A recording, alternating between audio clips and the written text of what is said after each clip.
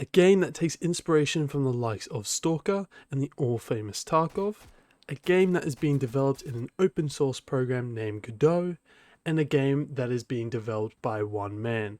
This is Road to Vostok, a hardcore single-player survival game set in a post-apocalyptic border zone between Finland and Russia.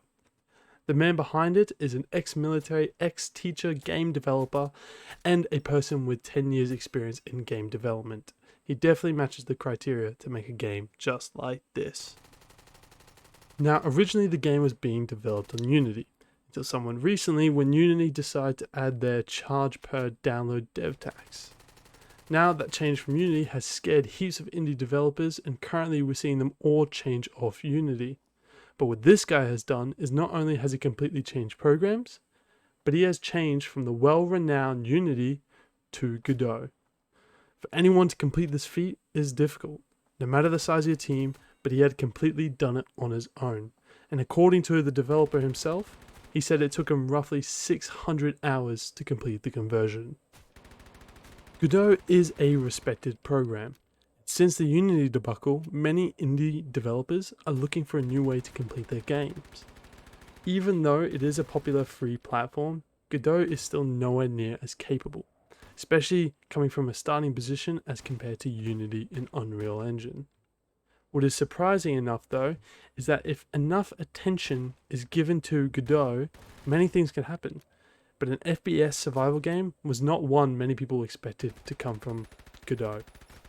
Even with the change of platforms, the game doesn't look that much different compared to when it was in Unity. Maybe some minor fine details such as the lighting or how the foliage acts, but the main function of the game still runs as it did. The change over in the platforms was somewhat recently, meaning the overall progress of the game has not gone much further.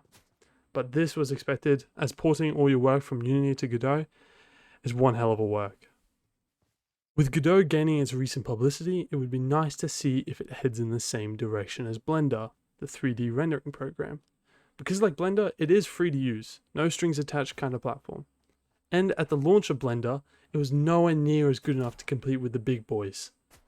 But nowadays, it is one of the most used and most popular 3D rendering platforms.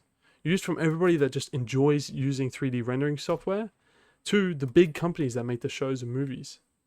Now, I'm not saying Godot will follow the same path as Blender, but it would be nice to see a free-to-use platform that has no strings attached at all.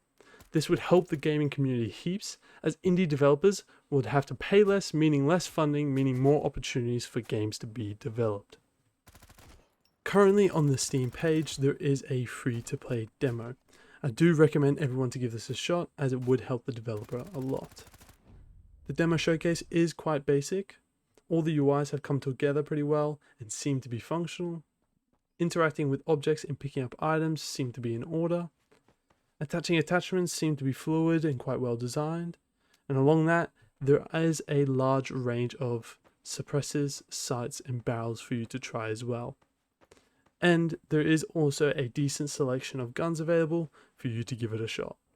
The game itself doesn't have a flashy or vibrant kind of style to it, hence the rugged environment and dull colors as it matches the game's theme. The current game and gunplay available in the demo is a bit dull, and the bots try their best to impress, but it does show off the mechanics of the game pretty well. One thing I definitely loved about the game was the ability to change the map, from the season being between summer and winter to the time of day. This is a weird thing to love about a game, but many early game demos don't usually have the variety, and it shows off quite well how the game can look, and with all the different environments and how the game will shape. Plus, the Northern Lights were pretty impressive. What else is impressive is just the whole game itself. From the detailed planning from the developer that keeps us posted, to the effort to go and attempt a game of this scale solo.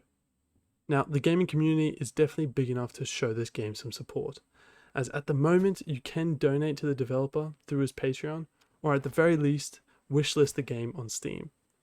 Myself, I am excited to see how this game goes, as should you all. Not only because of what type of game it is, but for the sake of indie developers. Because if this game is able to succeed, then Godot is going to gain a larger following and hopefully change the gaming industry forever. Let me know what you think of this game down below, and I do recommend anyone to try the demo on Steam because, well, it is free. Thank you for watching. Peace.